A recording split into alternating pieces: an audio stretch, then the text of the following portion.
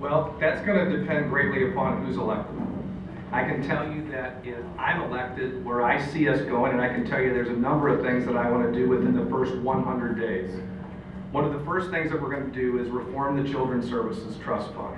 And the first and best way to do that is to restore accountability to that fund by allowing the board to elect the leader of that fund. That's the first thing.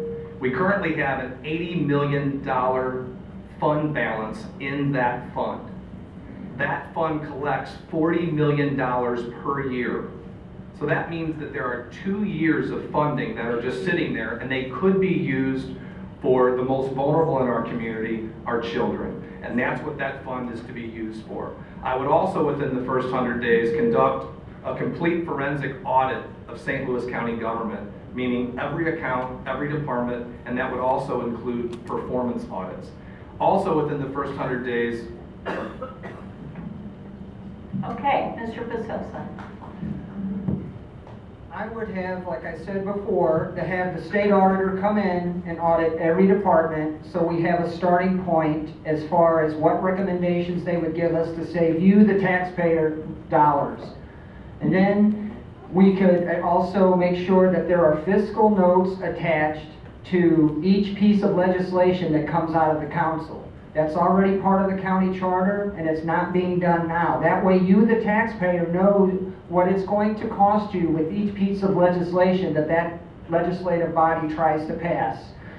And I think it's important to have all of you involved so you know exactly where your government stands. Thank you. Okay, Mr. Passanisi, or excuse me, Mr. Stream. Thank you. I think we all agree that audits need to be done of every department, and I certainly would go ahead and do that too, whether it was by the state auditor or internal. We need to find out where the inefficiencies are in our departments, as well as if there's any waste, fraud, and abuse. We need to ferret that out, save the taxpayer dollars. In addition, I would definitely begin to look through the departments and find ways that we could replace the people who are not doing their job, starting with the leadership of each department. We have to find qualified people who are experienced and honest and have the skills necessary to do the jobs in their own departments. We need to make sure that we have quality people running our government. Thank you. Now, Mr. Passanisi. It is important to recognize that